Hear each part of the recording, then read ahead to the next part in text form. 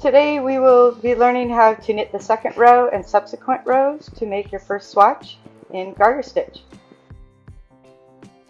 So in previous videos I showed you how to cast on stitches using the long tail cast on method, and I've also taught you the very first stitch in knitting called the garter stitch or the knit stitch, and now we're going to see what the second row looks like and how to create a swatch like this that you see here.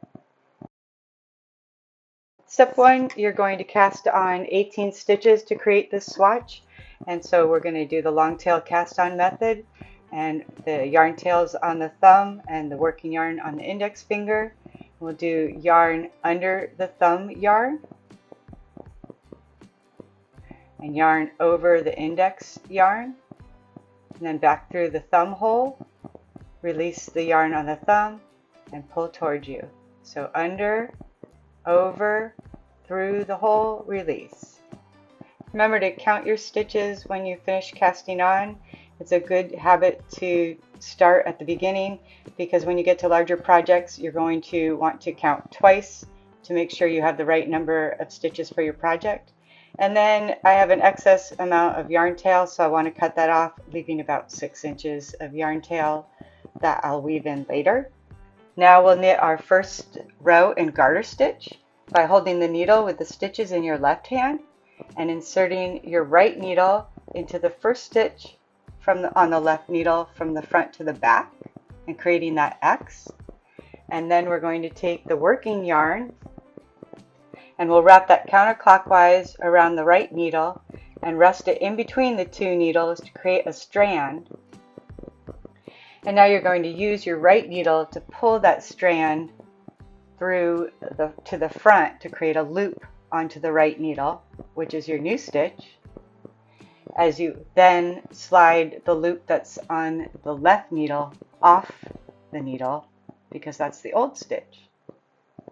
So you got the new loop on the right needle, and now you're going to slide the loop that's on the left needle off the needle, because you no longer need to work on that. And there's your first stitch. Make sure to tug that first stitch that you've made so that it doesn't fall off the knitting needle, and then also make sure to keep your yarn at the back of your work, not the front, because knitting the garter stitch is always knit with the yarn at the back of the work. So now we'll do the second stitch.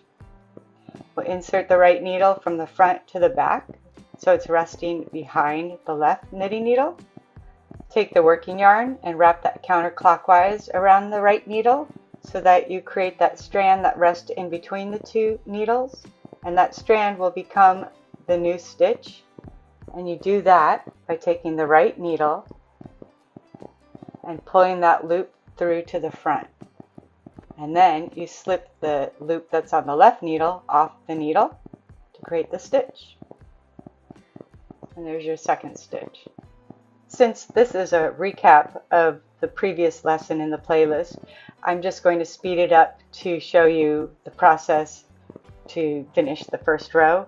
But if you want a slower version or a more detailed version, just go to the playlist to look up how to knit the garter stitch, and this will get you to knit the first row of the swatch. So here I am at the final stitches, and I'll finish knitting these. It's looking nice and even, but don't worry if your stitches are not even or smooth, because you're just beginning and you need to practice this. So we're at the last stitch, and you're going to knit it just like you knit all the other stitches. You'll insert the right needle into the left needle from the front to the back. Wrap the yarn counterclockwise around the right needle, and then catch that loop onto the right needle and release the stitch that's on the left needle. And now there's no more stitches on the left needle, and all the new stitches are on the right needle. So now we get to knit the second row. All you do for the second row is you transfer the knitting needle that's in your right hand with the new stitches, and you place that knitting needle into your left hand.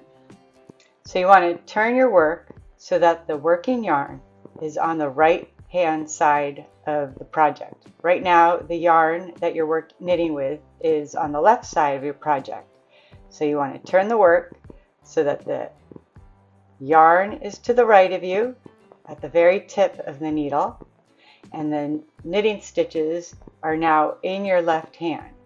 And just remember, the tip of the needle faces the palm of your right hand, and the working yarn is at the very tip of the needle.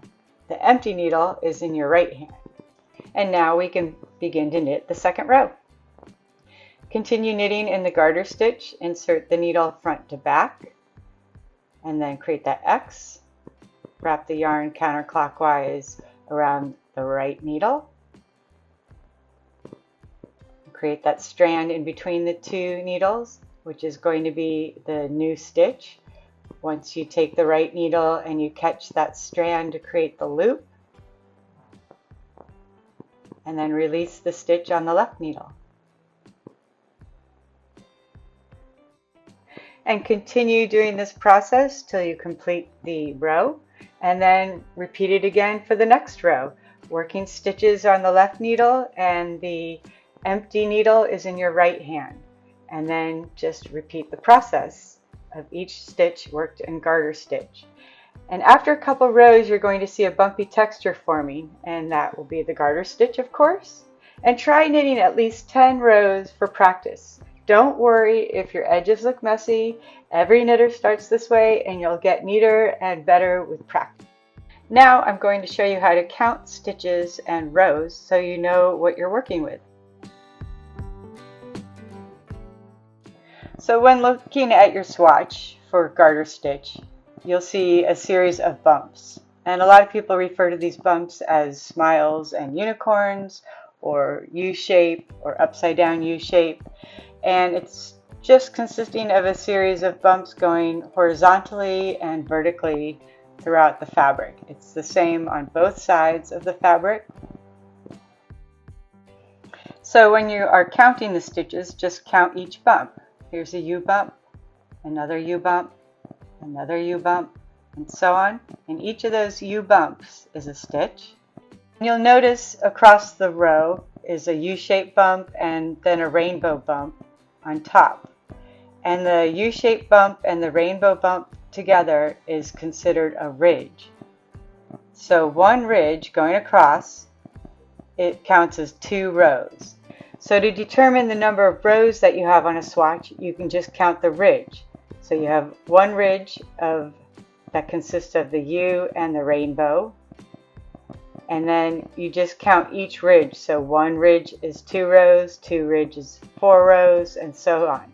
So just count the number of ridges and multiply by 2, and you'll know your number of rows. If you don't have a complete ridge of both the U-shape and the rainbow shape bumps within that ridge, then you know you only have half the amount of the ridge, and that's 1 row. If what you've learned today is a bit confusing and overwhelming, don't worry, it will start to make more sense the more you practice what you are shown here in the videos. And in the next video, I'm going to show you how to bind off these stitches to complete the swatch. And then once you learn that, you will be on your way to be able to become a full-on knitter, because you'll know all the basic techniques necessary to make your first project. So I appreciate you watching the video. I hope it's helped. Let me know in the comments if you have any questions, and I'll see you at the next video. Okay, happy knitting. Bye. Thanks for watching.